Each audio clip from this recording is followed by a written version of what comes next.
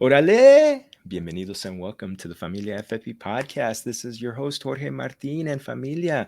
Please make sure you're giving us a like and subscribe on YouTube. Por favor. It's, you know what? We just hit a milestone and we just want to keep growing this podcast.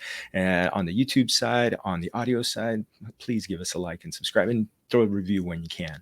Also, we are a proud member of the Fantasy Points Media Group. Familia, fantasypoints.com. This is the time you're getting back into fantasy. So many of you are getting ready for your redraft leagues. We got the best of the best coming out there. I mean, John Hansen, Amigo of the Show, Joe Dolan, Graham Barfield, Scott Barrett.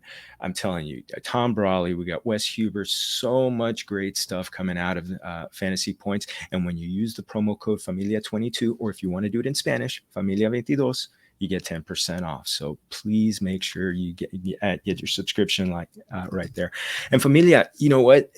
We've got a great guest joining us today. I'm telling you, you know what? This has always been one of the most frustrating teams to kind of handicap when it comes to looking forward to the season because, on a given week, as we all love to say, Bill Belichick does not care about your fantasy football team. So, 1 week they'll have a guy running the lead, and then the next week he's practically on the bench. So, Amigo of the show, Joe Dolan, made the introduction to,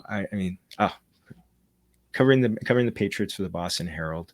He's also the host of the Pat's Interference podcast. I'm telling you, Andrew Callahan, it's such a pleasure to have you. Bienvenido, as we would like to say in Spanish, estás en tu casa. Welcome. Thank you very much, Jorge. It's good to be here, man. Oh, it's awesome. And you know what? I just want to give a quick congratulations because, as you mentioned on the Fantasy Points podcast with Joe Dolan, Jose, as I've called him more than once, you recently got engaged. So I want to give you a big congratulations. I know you did it in España, one of the great countries. Doing it in a Spanish-speaking country, we welcome. But I also want to give you one bit of advice that this man gave me on a golf course. Never met the guy one and only time, never saw him again. He told me he'd been married 40 years. And he said, I asked him what the secret was. And he said, every day you choose marriage. So passing along that advice from that, this is now almost 22 years ago that this man gave me this advice. So I'll pass it on to you. So, congratulations again to you and your fiance. Enjoy this time and enjoy the many, many years ahead. Thanks. Yeah, we're trying to squeeze as much as we can in the next few days before training camp starts, because then every day I'm going to have to choose between football and marriage. But we're getting there. It's been great.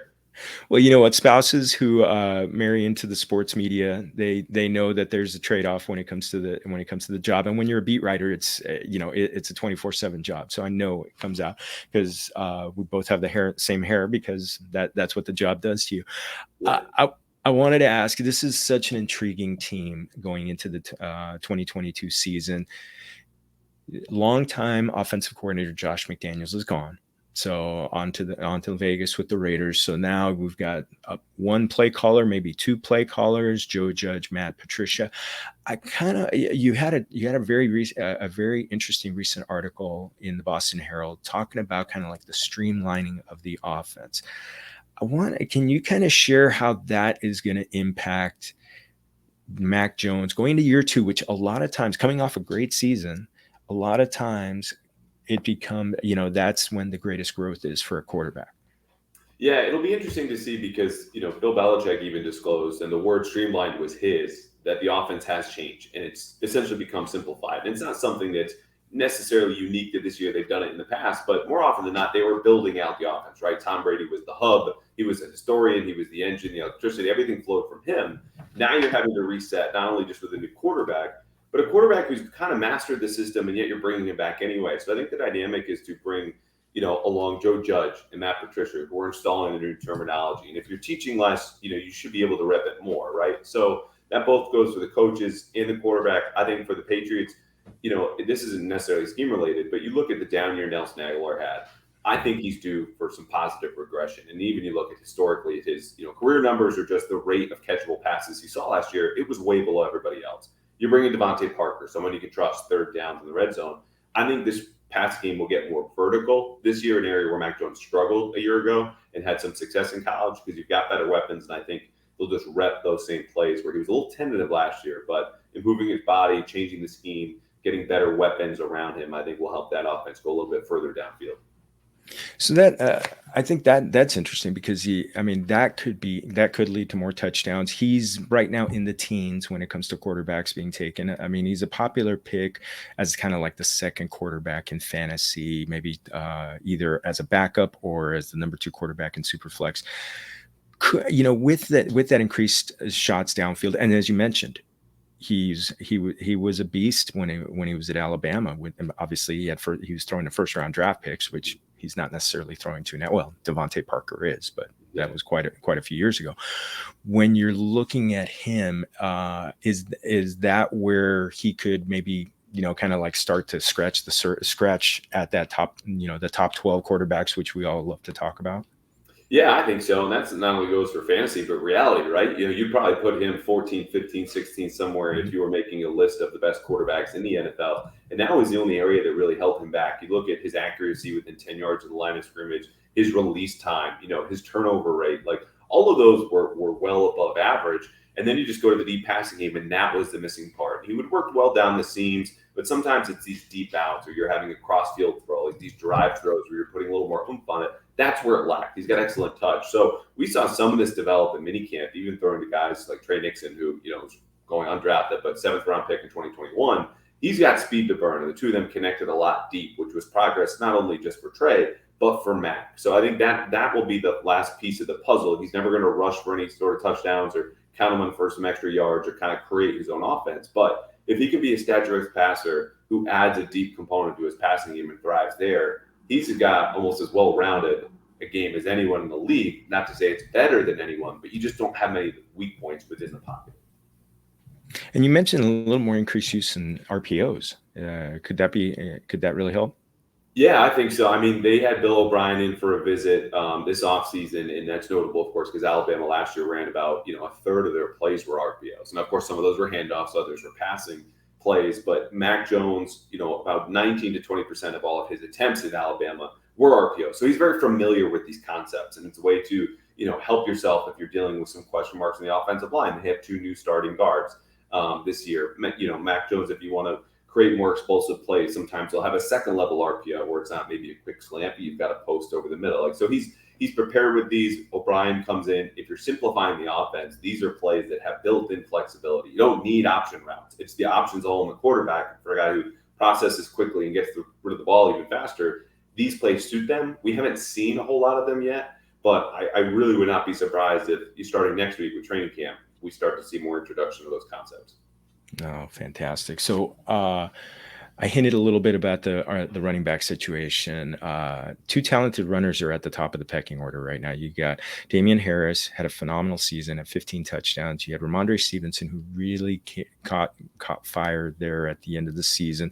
I had kind of pegged him as a bit of a sleeper coming into the season. There were some, I love the comparisons on him, and he seemed to deliver, which isn't always the case for rookies.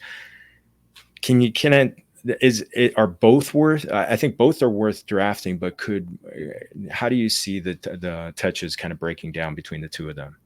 Yeah, it'll be interesting. I think for now, firmly entrenched as a starter is Damien Harris. You don't come off a 15 touchdown season the way he played and then suddenly give the job up. That being said, we've had this year 2 discussion about Mac Jones basically since the season ended in January. That also applies for Rhamondre Stevenson because historically he's an outlier. Like rookie running backs taken in the middle rounds, including Damien Harris, James White, Shane Vereen, they just don't play in New England. Stevenson played a lot. Part of that was due to injury and there's opportunity, but he proved himself a capable pass-catching back, arguably the best receiver out of the backfield of this entire group. And we'll see how healthy James White is. But I think he's a more naturally talented runner than Damien Harris, maybe not by leaps and bounds, but from the glimpses we saw last year, he's already breaking tackles at a higher rate than Damien does. And so he's a guy that I think if Damien Harris misses a few games, which he has the last couple of years, could step in and maybe run away with the job. But he'll need to lock up his fumbling. First game of the year last year against Miami, he cuffs up a fumble, goes into the doghouse. That's not going to be tolerated. But I think he has everything going for him from his progression as a second-year player, his natural talent, the all-around nature of his game, where if James White can't get over his hip injury, which sidelined him since week 3 last year, Rhamondre Stevenson's the first guy to step in as the third down back, and that's a guy obviously you want on your fantasy team when he plays for the Patriots. Oh, fantastic. Fantastic. And, there's some other guys, rookies, Pierre Strong, Kevin Harris. I mean, are we just kind of looking more of them on the waiver wire if injuries call for more carries for them? Yeah, if you're drafting anytime around whenever this podcast launches, like don't waste a draft pick on either of them. I think it's, again, partly the history that I just alluded to, all of these great backs developed year 2 and on. Stevenson's the outlier. I think they like Pierre Strong a whole lot, but he's another guy who had fumbling issues at South Dakota State. So those are things that they're going to hammer out in training camp. And you need to see him on the field because OTAs and minicamp are fine, but no one's wearing any pads. No one's getting hit. No one's punching out for the ball. Like, we'll learn a lot more about those two starting the second week of camp when they can put the pads on day 7, which should be August 1st up until that first preseason game. So I wouldn't pay any attention to them until we start to get there. And then obviously the last 2 preseason games too. So now I'm going to ask you about to kind of help me kind of the pass catching situation. I mean, there's so many guys out there. The income you talked about, Nelson Aguilar. You've got Kendrick Bourne. You got Jakobi Meyers. Yes, thank you. He finally got in the end zone. Traded for DeVante Parker, and then they drafted Tyquan Thornton in the second round, who a lot of people really liked. One of the fastest receivers. I think he was the fastest receiver at the combine. How are the targets going to shape up, and maybe some touches? I know Kendrick Bourne got some carries last year. Kind of how did the targets shape up? Yeah, it's going to be really difficult to tell. I think partly because injuries are going to come into this, right, as they always have for DeVante Parker, who right now on paper you'd install as the quote-unquote number one. But what does number one really mean in New England? I mean, for so long, number one was Gronk or Julian Edelman, slot receiver, tight end. You don't typically assign this big production, this big role. But for Parker, I think if he stays healthy, he should lead the team in receiving yards. Catches is another discussion for people who play PPR, half-point PPR. Like Jakobi Meyers is there, and I think, again, he broke the touchdown curse, as you said. So those are solid options. But I think the safest pick, accounting for injuries and opportunity, is going to be Kendrick Bourne because he was a player before they signed him in free agency. I targeted as a good fit, as someone who kind of had some untapped potential because you look at his, average separation in the next gen stats, his yards after the catch that he made over what were expected based on how close the defender was. Like, this is a guy who's going to run away from you and break tackles. So, I think they're only going to add to his plate this season, which of course for fantasy always means good news. And he's got a good injury history. So I don't think Kendrick Bourne is going to go leaps and bounds better than I think 800 yards he had last year. But that was really good, particularly because he was, I think, at 55 catches. So that's second on the team. He's getting the opportunity, plays inside and out, and had a touchdown in the playoffs, which was rare in that beatdown in Buffalo. So I think that's a guy Matt connects with, and they're really happy with. Oh man, and you mentioned Aguilar getting more downfield passes. I mean, with Jones improving in that area of the game, I mean, he could possibly be a streaming option or maybe someone that could help you on best ball. Correct? Yeah, I like the streaming option. I think I told Joe that he might be a guy that swings a week or two here for you, depending on who you happen to buy, or if it's close and he just gets an extra touchdown because the stat I cited him kind of alluded to here and I mentioned on my podcast, like just do it's too many times. This is the last time I'm going to say it, but the rate of catchable passes of all the Patriots receivers saw downfield. So you're talking 20 yards or further. Everyone else saw around 50%, and Nelson was below 40, worse than the team. So I think that just speaks to bad luck. Like whenever Mac was looking for him deep, he just didn't have the right touch or enough oomph on those balls. If he just goes up to 50%, you're talking about a couple more catches, another 60, 50 yards, another touchdown. Like that bumps up his season totals closer to 600, 700. We were saying maybe he breaks out for 1,000 this year and changes the whole framework of the discussion around him. So it's just tough with those players because they're very high variance, right? Like it's boom or bust. It's a high ceiling or low floor. That's always who he's going to be. I just think he was much closer to his floor last year than the ceiling. So he'll come up somewhere in the middle, and I would target for a streaming option for a lot of teams that, might play single high or vulnerable to the deep ball. That's when I take a shot at Nelson Aguilar. Last one on the skill players, the tight ends. Jonnu Smith wasn't as advertised, even though his numbers kind of came out similar to what he had in Tennessee. Hunter Henry was, scored a few touchdowns. Are we kind of similar? Because these are more streaming options, kind of like they're in the teens, not the surefire starting tight ends in a 12-team league. Yeah, I would lean towards Hunter Henry. Obviously, the better numbers last year makes that an easy decision, but I think he's just steady. Like I think I rostered him in the only league that I was playing last year, and it was just like you just kind of set it and forget it. And tight end, obviously, you want to grab one of those top guys, and there's a drop off, but he and Mac had a very early chemistry that was very obvious. And this was even after a so-so training camp last year. But once they got to play, like he's a guy who excels versus zone coverage, and they see a fair amount of that. And it'll depend on the matchup, but like in the red zone, he's a big target. Was early on, start of the season. Like these guys just have a lot of trust built up. You don't see typically with rookie quarterbacks, and rookie quarterbacks, of course, playing in their first year with a veteran like Hunter Henry. So these guys, I'll tell you, are also neighbors.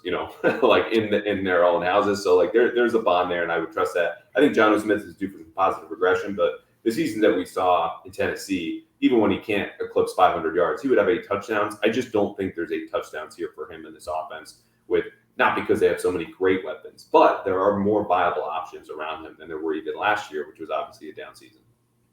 So you mentioned playing fantasy. Your league mates, do they sometimes use your information against you? Well, it was mostly comprised of other NFL writers, so I felt facing up the time because I've been a very casual player, but it's a nice way to kind of look at the league a little bit differently, and sometimes it's just your only prism depending on who you are, how invested. So I use that to know who is the 4th string running back for the Ravens. Of course, you needed to pick up last year with all their injuries because that stuff otherwise I wouldn't have known. So yeah, it's probably vice versa if I'm being honest. Hey, even better when you the fountain of information. This is why I do this series, because I just think that the people who cover the teams on a regular basis in the locker rooms, on the field, I mean, you just get a different perspective, and I can delineate it a little bit toward fantasy. So that's why, again, I appreciate you doing this. This is just fantastic information. Two other football related questions. The offensive line, PFF ranked at number 7 going into the season. When the Patriots are good, the offensive line is good. Is this kind of shaping up as another unit that's going to be, again, live up to that number 7 billing? Yeah, it's interesting because I think in normal years, you could really count on them, and it's not so much the offensive line, but Brady would just get rid of the ball so quickly, right? So you're going to have Edelman's going to be a PPR star, Gronk, of course, down the seam like that. That was fine. There's a little more variance this year where they're not going to definitely be somewhere 5 to 10 in your rankings, PFFs or whomever's. But I think you could see this group go all the way up to, the top 3 or 5, or come all the way down to league average. And that's because of a couple things. Cole Strange, obviously, is a first-round rookie at left guard, someone who was drafted way earlier than most expected. Doesn't mean he can't live up to the first-round billing, but it's a lot. Second thing is they've switched their offensive tackle. So Trent Brown, who played right tackle last year, is on the left side. And Isaiah Wynn, who has only taken a couple preseason snaps at right tackle, is now on the right side full-time. So the coaches claim it was just to create depth during minicamp. But minicamp is also a time when you're installing the entire offense. And Isaiah Wynn is taking extra snaps with Matt Patricia, the new offensive line coach, on how to drill, take his drop step, and get in on the right side because it's all very new to him. So I think this is a team, we talked about scheme earlier. They pivot to his own running game, which we're expecting. I think that suits both of their skill sets. According to PFF, these were some of the best zone blockers in Wynn and Brown that you would see. Cole Strange is exceptionally athletic, and they can make it work. There's just a lot more moving parts here, even if you're just switching sides, which they could go back and it should be fine. But to me, this says they were not happy with Isaiah Wynn as much as they would like to be on the left side. So they switched. Trent Brown played left side in 2018 when they last won the Super Bowl. And they're going to give this a go. But there might be some growing pains along the way. And how about on the defensive side? I think you've written that they're younger, which sometimes can lead to growing pains at the beginning of the season. And we've seen Belichick defenses kind of build during the season. How do they shape up first against the pass and then against the run? Yeah, I would steer clear of the Patriots defense if you're in a league drafting defense. And I think if you have, a top tier running back or receiver, go nuts. This is a defense that's going to make feast or famine based on turnovers because their cornerbacks right now are Jalen Mills, who made himself into a very solid, sturdy, steady number 2 last year. And then either Malcolm Butler, who's coming off of retirement, Terrence Mitchell, who's a journeyman, or Jack Jones, who's a 4th-round pick at Arizona State, a 4th-round pick many thought was a reach all the way up there. And some of that was due to off-field issues. He's a guy who's got a lot of natural talent. But if one of those 3 don't hit, and I would say the odds are probably less than 33%, which means they could really be in trouble. Jalen Mills is shadowing all these guys that they're going to see from Stephon Diggs twice a year. Tyreek Hill might get a piece of him. You even got Justin Jefferson and Adam Thielen coming up on Thanksgiving. Like, it's going to be a rough slate. And you go into the front seven, it was a very good run defense for the first 12 to 14 weeks of the season. Whatever happened, just like it did with the rest of the team, fell completely apart after the bye week. And they've got a lot of solid guys. But the only one that would keep you up at night, the night before the game, in that front seven, if you're an opposing offensive coordinator, is Matt Judon, who set a career high in sacks and made the Pro Bowl. But it's a guy that if you've got a really good left tackle or right tackle, you're just not worrying about him. So he's a good player, a very good player. But as far from a fantasy standpoint, I think you can run at these guys. I think they'll be tested early. And if you've got a good quarterback or receiver going against them, even just top 10, top 15, roll them out. The Patriots are no way kind of standing in the way of big points and a big Sunday for you. All right. Andrew, I mean, muchas gracias. This was fantastic. This was fantastic. So I always love to end on a high note, which food, this being the Familia FFP podcast, we love to talk food on this podcast. And this has been great about this series is I get to find out about the Mexican food scenes in the particular regions that we're talking about. The Boston area, I've been there one time, phenomenal weekend that I spent there, even saw a Red Sox game. The seafood was incredible. Yeah. When it comes to Mexican food, does it, especially tacos, does it gear toward seafood, or what are some of the favorites? Yeah, I think they go with a pretty much standard, like you'll have your carnitas and, typical beef and chicken. And there's a place I recently moved somewhere outside the city and, it's got your kind of standard 3-star reviews everywhere. It's like Salud. If you need a burrito, your tacos to go, like it's good. There was a place though in Fenway, which I'm going to look up now because it's worth giving them a shout out. Whenever I would go to Sox games, sometimes before or after or both, I would stop by here for a burrito because it was outstanding. And so if you're in the area, I'll find it right here because they are not the 3-star normal place you'll find. I think they were around 4 or 5, and I had this many times, as you can tell. It might have been late at night when I was making something else. This was El Pelon Taqueria. Taqueria. You can help me with that. But yeah, El Pelon was outstanding.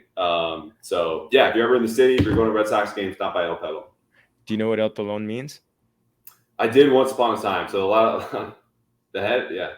Shaved head. Yeah, Le Pelon. Yeah, no. Yeah, now you know why I like it. I'm sure you might too. Yeah. Yes. I love it. I'm going to give them a shout out on Twitter and also on the YouTube. So, Andrew, thank you. This is awesome. What a high note. El Pelon Taqueria is the go-to place in Boston. When you go to Red Sox games, it's still one of the great experiences I ever had. So I saw Roger Clemens' final start as a member of the Red Sox against the Yankees of all things. Got really lucky. Bought tickets like 2 months in advance, and it just so happened it was that because I was going to be there that weekend. So gotta love it, Andrew. I'm gonna put the banner up for you, but please pump away what you got coming up for training camp and also the Pat's Interference podcast. Please feel free.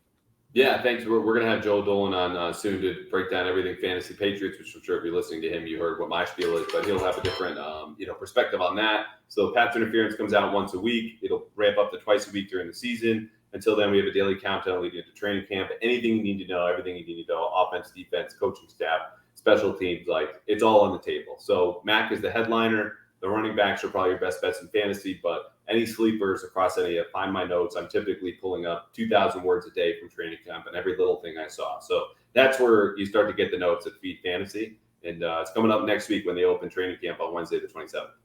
Oh, fantastic. This is why we get beat writers on here, Familia. These are the people who are getting the inside story in the NFL Insider. So, Andrew, muchas gracias en familia. Eso es todo for our show. Once again, thank you to our invitado de lujo. Thank you, Andrew.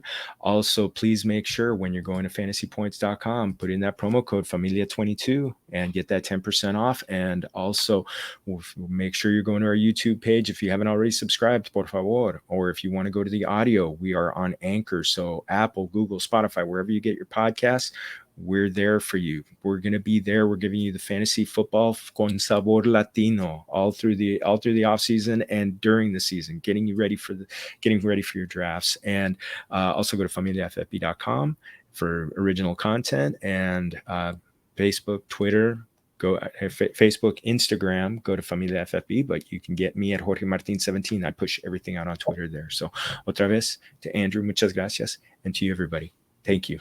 And remember, todos somos familia. Salud.